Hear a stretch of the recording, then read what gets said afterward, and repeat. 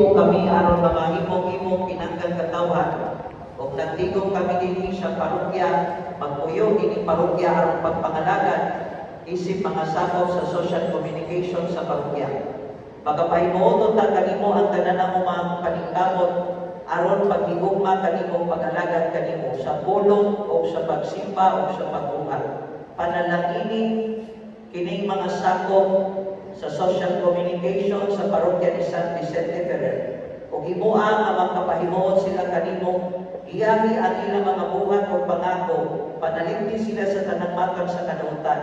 Tagai sila grasya nilang itinahanglan na binagya silang pamilya tungkol silang pag-alagad. Pinagi sa kahayag sa Espiritu, tabangi sila sa pagpamuhat alang sa imong dugo o himaya o alang sa kayuhan sa tibuok imong katawhan. Amahan, nagadaig kami sa imong ngalan hangtod sa kahaturan. Amen. Ikantanan, amahan namo dakas.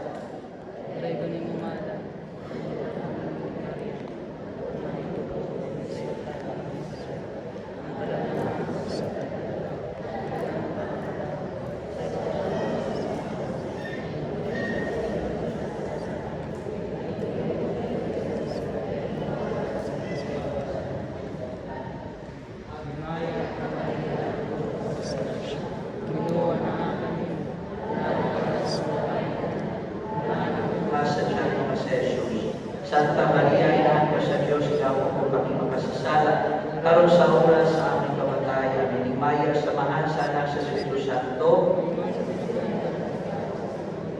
San Pablo Apostol, patron sa social communication.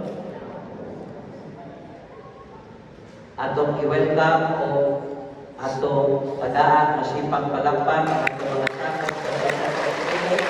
Atong mga kaibigan, hindi na mapunod wala ito mga soko, mga abdi kayo. O abot na ni sa laing nasod ito. O, ato, ano ba ito?